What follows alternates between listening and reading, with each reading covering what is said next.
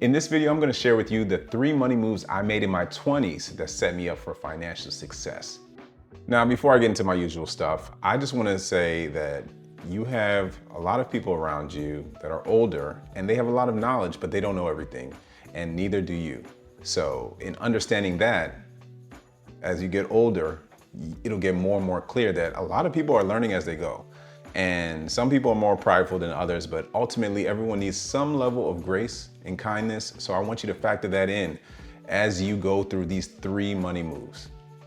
And that starts with number 1, establish a constant. Having a constant means that you are doing something regardless of the weather changes, the instances that are going on around you, whether you have it or you don't. You are creating some type of subconscious habit. And I know for me, I was a money person and not necessarily the best. I was a habitual saver and it wasn't always optimized. And it took a few different events for me to realize that I needed some type of adjustment to my money mindset.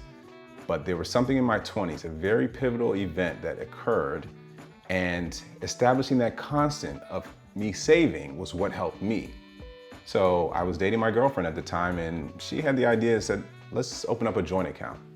And in my mind, I'm like, I know you, but I don't know you like that.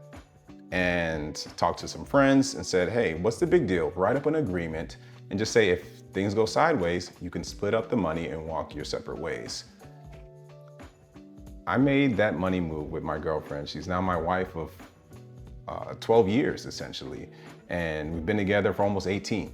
And it ended up allowing me at that time to confront how I felt about money and where some of the gaps were and the communication that's needed. And then also the covenant relationship that it takes to commit to something that's bigger than yourselves, because that savings account ended up being bigger than any savings we had. And it was the account that helped us when we decided to get married and we decided to buy our home and eventually just sold that first home.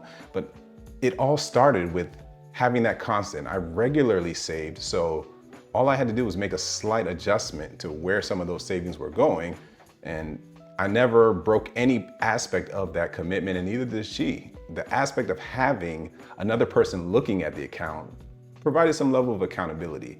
And if you want to know a little bit more about how we did all of this and see what was in our contract, I want you to check out this video here, or it's going to be linked below. Establishing a constant is so critical at this stage in your life because you might want to invest more. You may want to, let's say, save money so that you can eat out on the weekend. So maybe you need to bring your lunch every single day. You may want to go to the gym on a regular basis. And if you don't build these habits early, it makes it so much more difficult to try and start it in your late 20s or your 30s and older. Just look at the people older than you, trust me. So if you establish a constant right now, it will set you up more than you expect. You know, even if it's something as simple as you want to save up and have a fund every month so you can get a massage on a regular basis, perfectly fine.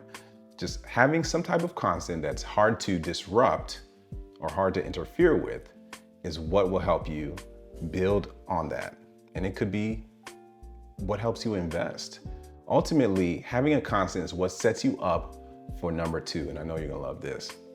Before I get into number 2, I just want you to make sure you hit that subscribe button and turn on notifications so that you don't miss out on future content. And without further ado, number 2, the second money move that I made in my 20s, and it worked perfectly, was to finance a used car. And I know, all my debt-free people are gonna come at me. They're gonna say, hey, you should buy a car cash, you should do this, do that.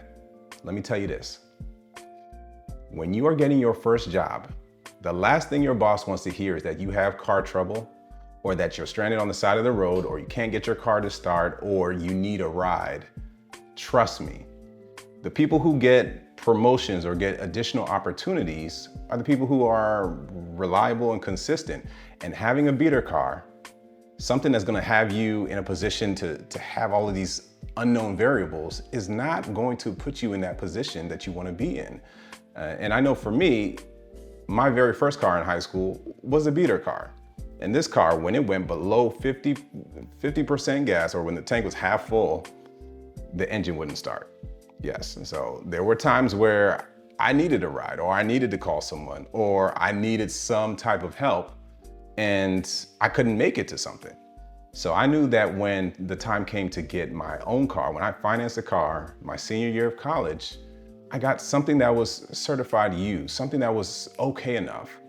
And this car, I mean, it took me everywhere and back, long distances, short distances. I didn't have any issues. And we had this car, I had this car all the way to when we had our first child.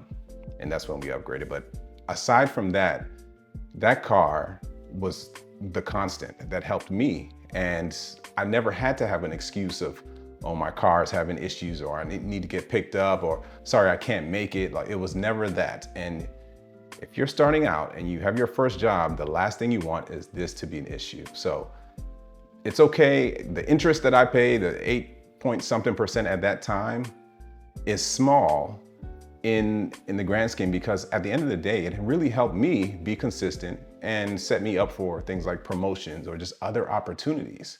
So it's really an investment. And yes, I know there's debt involved.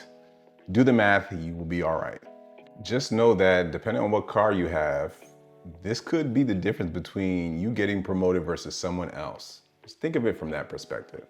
And the last money move, it's actually saved me a lot of money and also made me a lot of money in really indirect ways. And that's why this is the best one. I've saved it for last. It's find a mentor. Yes, find a mentor.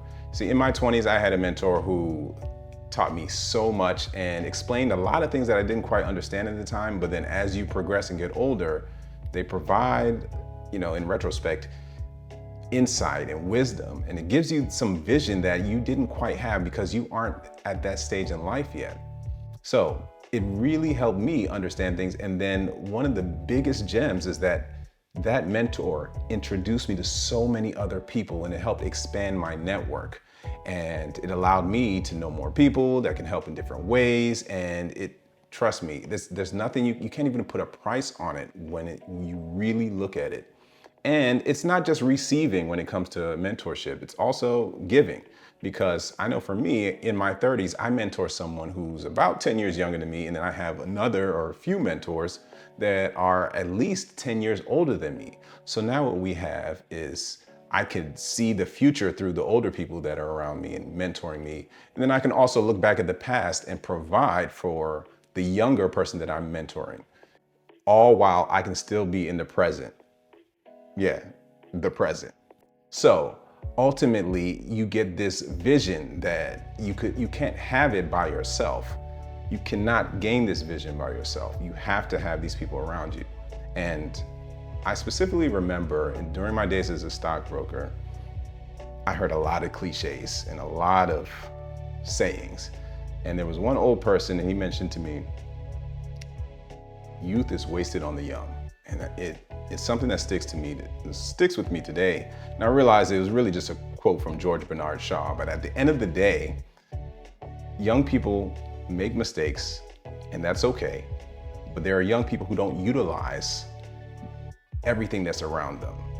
They don't realize that they have so much power. And there are older people who want what you have. At the same time, you want what they have, and you don't realize how good you have it. So I really, really need you to make sure that you use these 3 tips. You have to find a constant. You need to finance a car or have something reliable. That's the main theme. And then lastly, you need to find a mentor. One, so you can learn from them, but so that you can also mentor someone behind you. And if you need more tips on how you get started, or in fact, if you want to know how I would start over, I want you to watch this video right here.